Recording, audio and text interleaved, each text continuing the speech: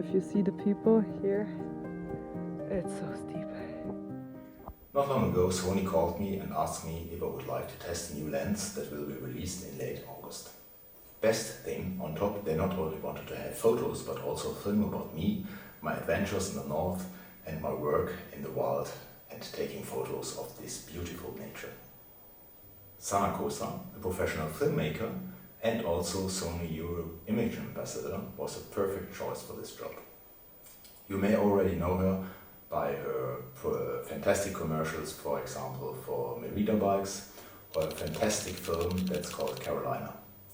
I will link in the description to her films, and it's really worth watching them. After a short talk, we decided to head up to North Norway, because we both love this country so much. And the weather may be good or not, but the weather always changes a lot. The midnight sun really should guarantee for good light if we would have just a little bit of luck. So we met in Frankfurt for the flight to Tromsø. Working with Sanna was a real joy, and we really had a great time up in the north in Tromsø. A lot of hikes, never-ending light, and of course, not much sleep.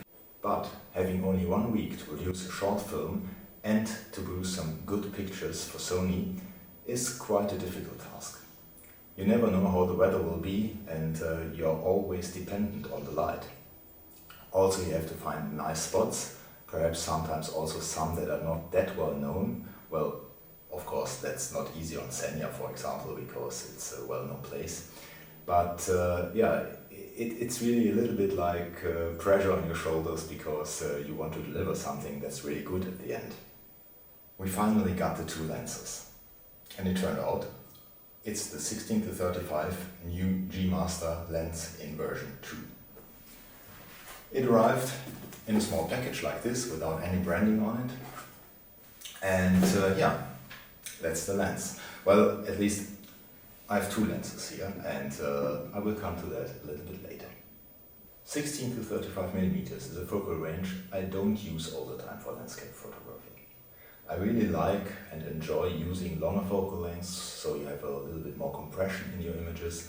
And the lower you go in focal length, the more uncomfortable I feel.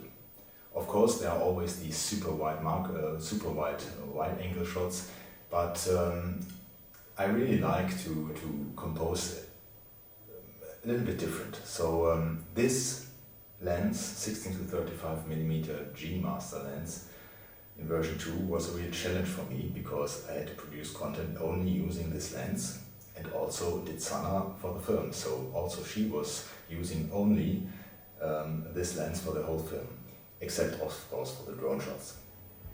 So having the lens in my hand, the first thing you really notice is that the build quality is it's just fantastic. It now also has this wonderful aperture ring, and the zoom ring and the focus ring, they're so smooth. You directly feel the real fantastic build quality of the G Master lenses. By the way, you should also know that the lenses we got were pre-production models. Mostly I take my photos on hikes, and I don't have so much time to always use a tripod, and so if you hike a longer distance, it's really very important to have not too much weight in your backpack. So that's also the reason why normally I really like to use the normal G lenses, because they offer a really good quality, but a really low weight compared to the older G Master lenses. And this now changed totally with the version 2 of the G Master lenses. First of all, there was the 70-200 G Master lens in version 2, which is absolutely fantastic, and it's so light that always when I have it in my backpack and I want to take it out of my backpack, I think, wow, that's so light, are there even lenses in it? Then there's the 24-70mm G Master lens in version 2, and now the 16-35 G Master lens in version 2. And the weight is really something that is so fantastic, because it's so much less weight. If you compare it to the G lens I used until now, that's the 16-35 size f4 lens, and you have both in your hand, there is really no difference in weight there's nearly no difference in size, and for me that's really great because now I can rely on the G Master lenses for the high megapixel count bodies, and I have the best possible image quality I can get. So Sony really did a fantastic job here in reducing all that weight from these lenses, and I have no idea how they do it, but it works. But Sony did not only improve on the weight of this lens, also the sharpness is insane. If you use it at f2.8 and you have some landscapes to photograph, it's sharp from one edge to the other. It's really, really very, very sharp. And so that's really a welcome thing also with the high megapixel count bodies. The aperturing is a welcome feature, and you also can switch it from click aperturing to continuous aperturing, which is also really nice for filming.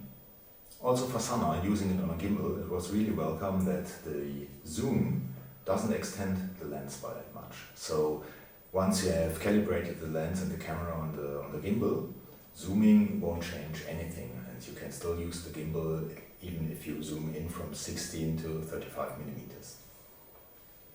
On our 7 days adventure, we went out, of course, to several locations like Blåvatnet or the Devil's Teeth, and also hiked up to Hesten with the view up to Sigla. And all these days have been so amazing, and of course also quite exhausting, because normally we started like at 9 o'clock in the morning and came back home like 2 o'clock in the night. So you only have like 5 hours sleep, and but we couldn't stop because the light was just so wonderful, and it was such a great experience.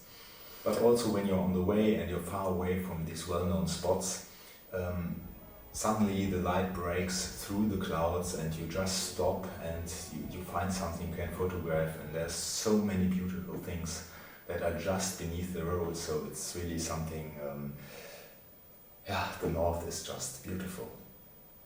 To have a bit more flexibility, I also cropped in some of the photos, because with the high megapixel count of the Alpha 7R5 and the Alpha 1, it's not a problem. You still have enough megapixels left to really print really big, and so that gives a little bit more flexibility. So probably the most I cropped in was comparable to a field of view of 50 millimeters, but not more.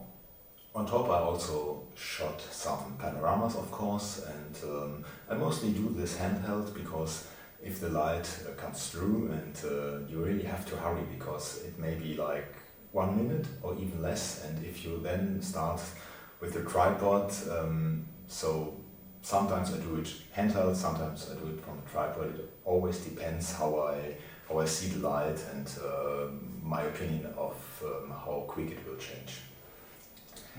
This really has been such a fantastic week, and Sanna and I, we had so much fun.